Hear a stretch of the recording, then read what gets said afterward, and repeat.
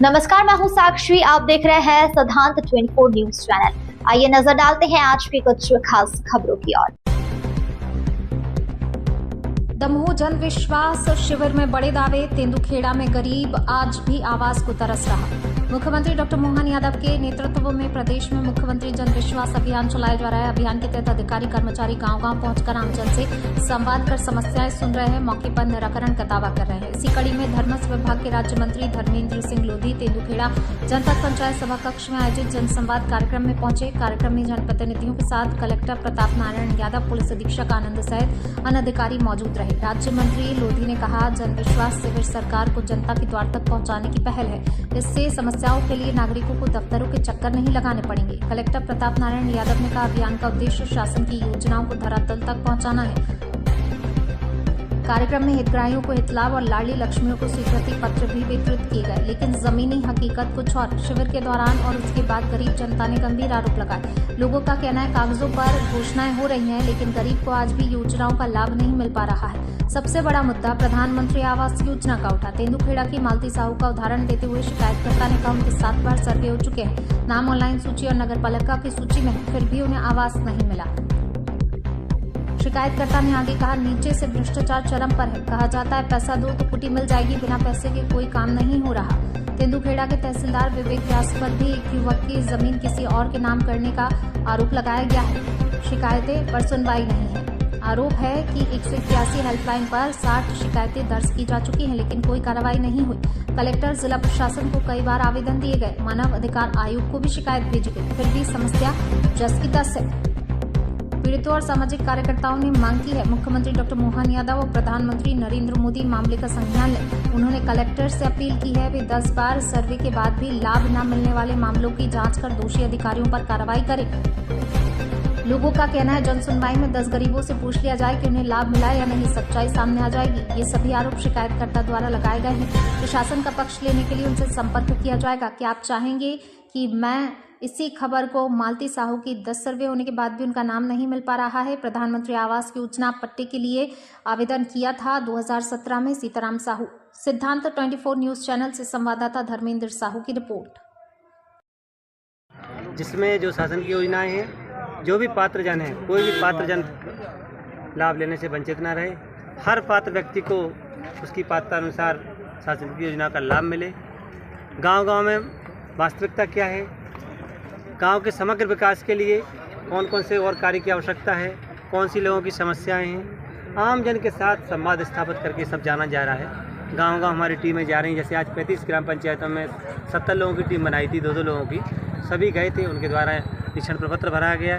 जो भी शासकीय कार्यालय हैं, स्कूल है, आंगनबाड़ी, अस्पताल है, छात्रावास है, ग्राम पंचायत कार्यालय है, सभी का निरीक्षण किया गया।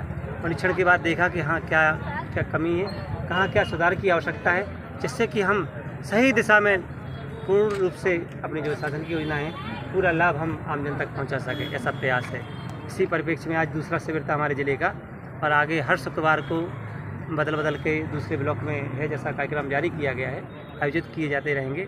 हमारा आमजन से भी अनुरोध है कि वो शिविर में बढ़ चढ़ के भाग लें। तो जब हमारे अधिकारी आपके गांव जाते हैं तो उनको वास्तविकता से अवगत कराएं, ताकि जो कमी होगी उसको सुधार किया जाएगा। जो और नए काम होने की आवश्यकता होगी उनको प्लान में लिया जाएगा, और जहाँ किसी ने गड़बड़ किया है तो उनके खिलाफ कार्रवाई भी की जाएगी। इस तरह से चारों तरफ से एक चहुमुखी विकास का प्रयास शासन के द्वारा किया जा रहा है कि आम जन को पूरा लाभ मिले और लोगों के जीवन में सकारात्मक परिवर्तन आए, उनकी आर्थिक स्थिति अच्छी हो, उनके बच्चे को पढ़ने लिखने का पूरा मौका मिले, रोजगार मिले, आर्थिक रूप से संपन्न हो और देश के विकास में अपना योगदान दें। सर, आपने सीएम राज स्कूल बिल्डिंग का निरीक्षण किया था, क्या पाया गया है? सीएम राज स्कूल की शिकायतें प्राप्त हुई थी कि निम्न गुणवत्ता का काम किया जा रहे हैं, और जिस समय पे होना चाहिए था, हमारे बच्चों को 2 साल पहले उसका उपयोग के लिए उपलब्ध हो जाना चाहिए था, वो अभी नहीं हो पाया है। विलम्ब से काम चल रहा है।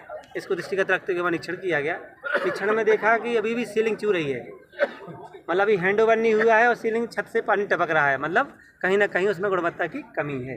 हमारे द्वारा कई विभागों में सर अधिकारी नहीं रहते सर जी, ईपीडब्ल्यूडी को निर्देश दिए गए हैं कि इसकी पूरी बिल्डिंग की जांच करें, यदि गुणवत्ता में कमी है सैंपल लें और लैब टेस्टिंग के लिए भेजें। यदि पाया जाता है कि गुणवत्ता में कमी रही है, जिसके कारण से भविष्य में इसकी जो एज होना चाहिए, जो जितने दिन तक चलना चाहिए, जितने वर्षों तक, उसमें बाद में दिक्कत आती है, हमारे बच्चे परेशान होते हैं, आमजन परेशान होते हैं। जैसा कि आप देख रहे हैं कि पुरानी बिल्डिंगों में, कई बिल्डिंगों में अभी गौशाला गए थे, पता चला कि 2 साल पहले ही टंकी बनी थी, 2 साल में ही लीक हो गई है।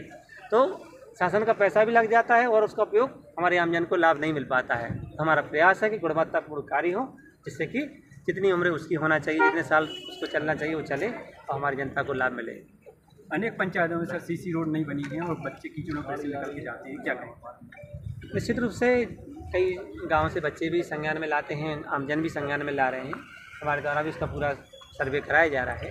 जैसे ही फंड उपलब्ध होता जाता है, उसका प्लान बना करके शासन को भेजा जाता है और फंड प्राप्त होने पर निर्माण कराया जाएगा। इस कार्यक्रम में सर एक व्यक्ति आया था जिसकी ज़मीन बिना जानकारी के ट्रांसफर हो गई, दूसरे के नाम आए थे सज्जन भैया, तो हमने तहसीलदार साहब, एसडीएम साहब को आवेदन दिया है कि इनका चेक करें कि कैसे, किस आदेश से कही है। यदि उनको नहीं सुना गया है, गलत तरीके से हुई है, तो आगे उसमें वैधानिक कार्रवाई करेंगे। बहुत सारे किसान हैं जिनके नाम परिवर्तित किए गए, उनके लिए क्या है? निश्चित रूप से यदि कोई गलत हुआ है तो वो अपना आवेदन लाएं। यदि आपके यहाँ तहसीलदार साहब को, एसडीएम साहब मंगलवार को जन सुनवाई शिविर लगाते हैं, अपना आवेदन दें और यदि उसमें वैधानिक कार्रवाई की आवश्यकता है, अपील की आवश्यकता है, तो अपील करें। आपको न्याय दिलाने का पूरा प्रयास किया जाएगा। में होगा और उसके निरीक्षण के पश्चात बहुत व्यवस्था में सुधार हुआ है। आप सभी मानते होंगे कि स्कूल समय पर खुलने लगे हैं, आंगनवाड़ी खुलने लगे हैं, अस्पताल में डॉक्टर आने लगे हैं। कई जगह पहले विषम स्थितियाँ निर्मित होती थी, कई बार हमारे द्वारा दिया गया, निरीक्षण किया गया।